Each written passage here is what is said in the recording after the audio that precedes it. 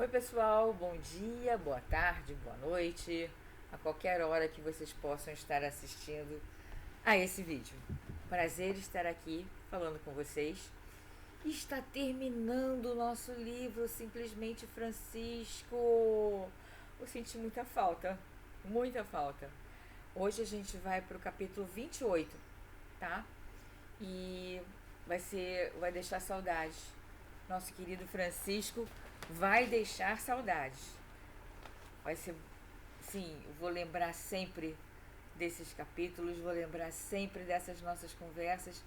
Francisco vai estar comigo sempre, ó, simplesmente Francisco. Eu recomendo.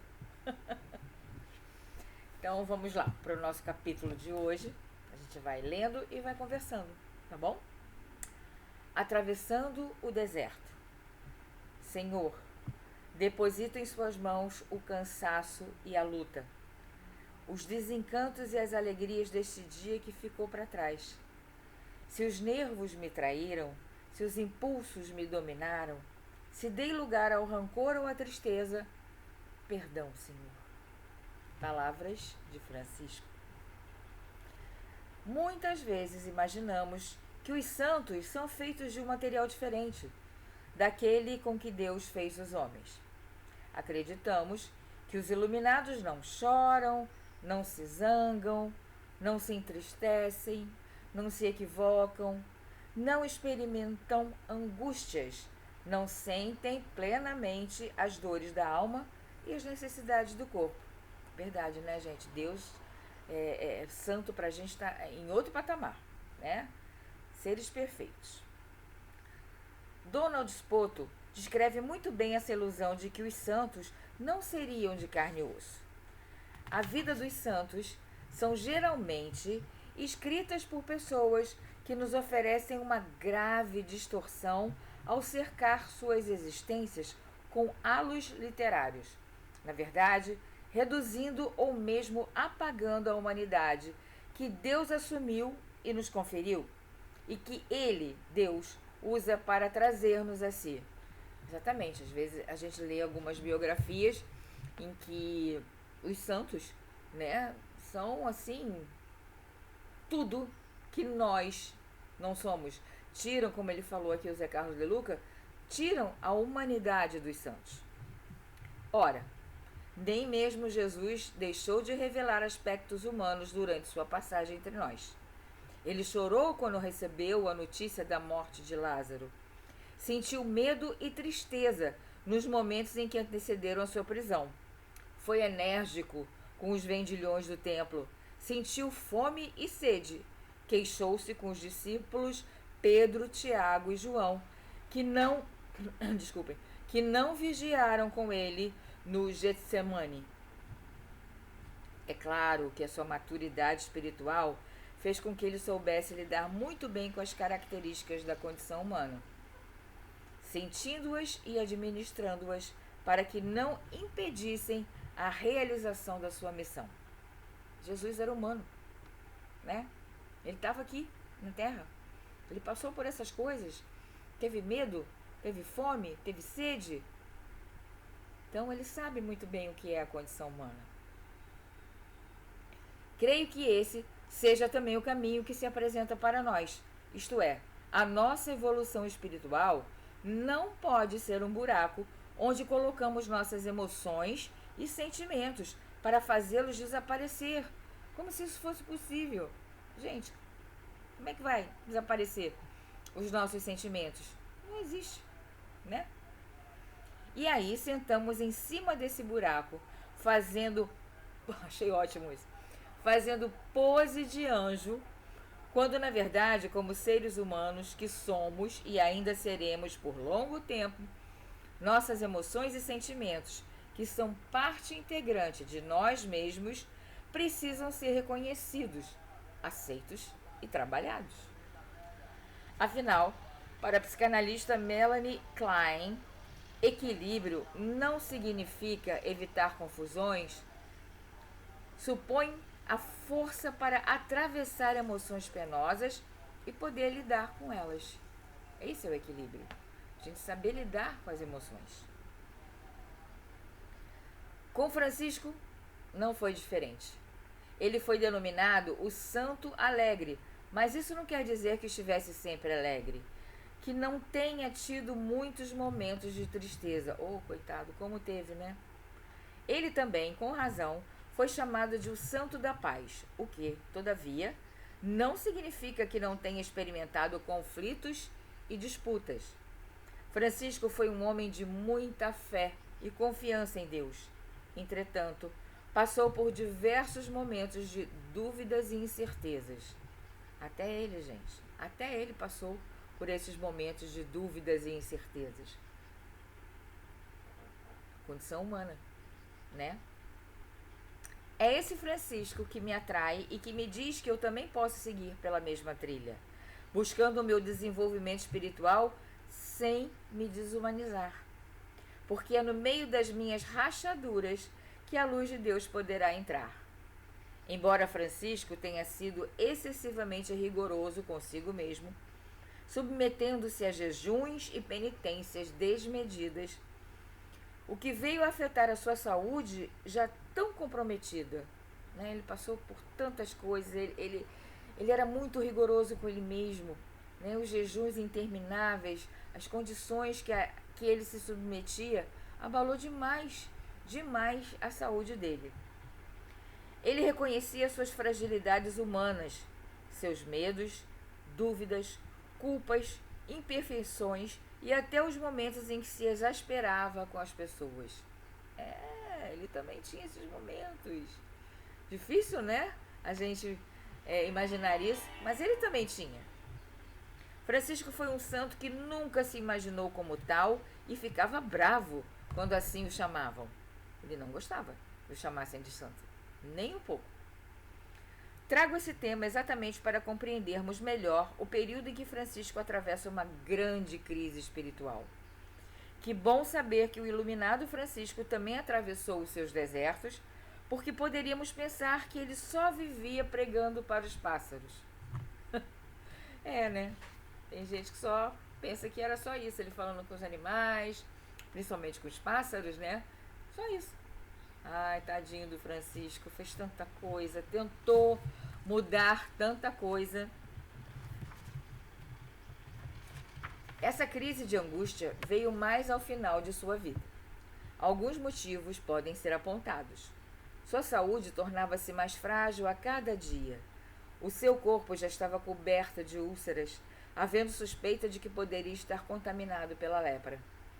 Em razão da debilidade física, suas viagens de pregação precisaram ser interrompidas.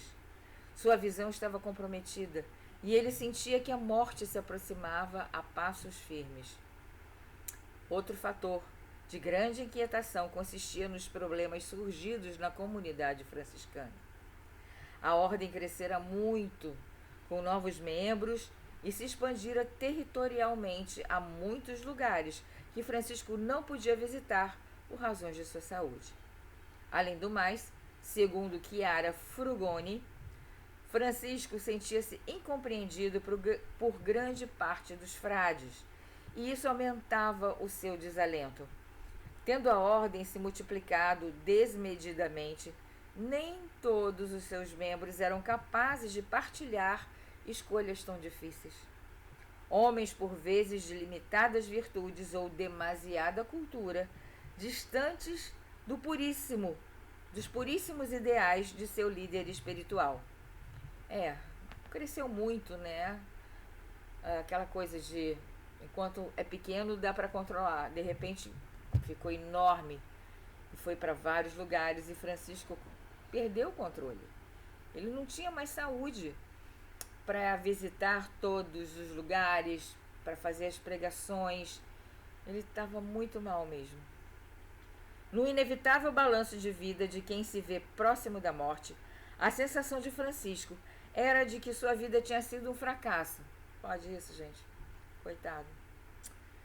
Quer pela completa decadência física que o impossibilitava de seguir sua tarefa, mesmo só tendo 44 anos de idade, quer pelo pesadelo de ver os rumos que a ordem havia tomado muito distantes dos ideais de pobreza e simplicidade com que havia sido criada.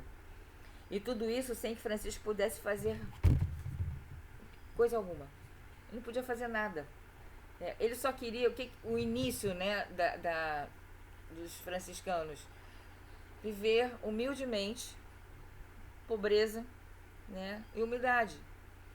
Só que isso foi sendo esquecido. É aquela máxima, né? Aumentou demais. Todo mundo queria ser frade, todo mundo queria ser franciscano, mas não queriam seguir os princípios básicos, né, da fraternidade. Foi assim que ele resolveu se isolar no monte em Verna, província de Arezzo, numa espécie de retiro espiritual, acompanhado de apenas alguns poucos frades. Ele precisava encontrar água no deserto das suas aflições. Precisava saber como seriam os seus dias finais. Após uma semana de intensas orações, Francisco pede para que o evangelho seja aberto, a fim de ouvir a lição que lhe estava sendo reservada, como era seu costume. Evangelho de Lucas. Pai, se queres, afasta de mim esse cálice. Contudo, não a minha vontade, mas a tua seja feita. Sob o transbordar de lágrimas, Francisco compreende então que sua tarefa estava próxima do fim e que ele, tal ocorrer a Jesus, precisava sorver o cálice final, entregando-se à crucificação. É a crucificação entre aspas, não é a crucificação como, né, de ir para a cruz, é a crucificação no sentido amplo da palavra. Era o momento de renunciar a qualquer pretensão de algo fazer. Ele estava na cruz, tão impotente como Jesus estivera. Deveria ir se despedindo do corpo, dos amigos, dos grandes ideais e da direção da própria comunidade. Foi a entrega que curou Francisco da sua agonia. Nada mais querer, nada mais desejar, nada mais idealizar, apenas viver a condição do Cristo crucificado. Enfim, era o que o pobrezinho sempre desejara fazer em sua vida: viver o Evangelho como Jesus viveu. E ao se lembrar de Jesus na cruz, aparentemente também fracassado aos olhos do mundo, Francisco aceita a sua mais eloquente pobreza, miserabilidade e impotência. Novamente, o que era amargo se tornava doce. Dizem alguns dos seus biógrafos que logo após esse momento, e ainda no Monte Verna, Francisco recebe no corpo as chagas de Cristo. Outros biógrafos, no entanto, contestam tal versão, alegando falta de comprovação inconteste do fato. Seja lá como for, o que me parece mais importante é que Francisco indubitavelmente foi o ser mais apaixonado pelo Cristo, mais apaixonado do que ele foi o maior apaixonado do que se tem conhecimento na história do cristianismo, tendo decalcado em sua alma a paixão de Jesus por todas as criaturas de Deus. Que mais era preciso? Esse era Francisco. Ele foi definhando, ele foi ficando, como já falamos aqui, bem doente, mas o amor pelo Cristo era incontestável. E assim devemos fazer.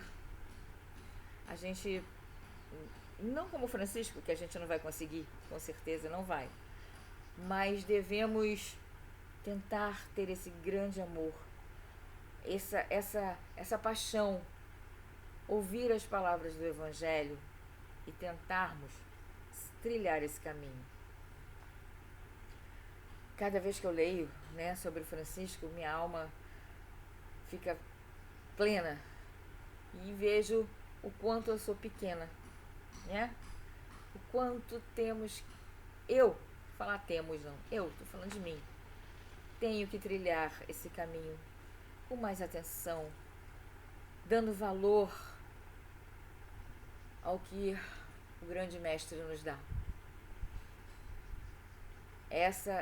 Esse capítulo é um capítulo bem reflexivo, me deixou muito reflexiva e eu espero que tenha chegado ao coração de vocês.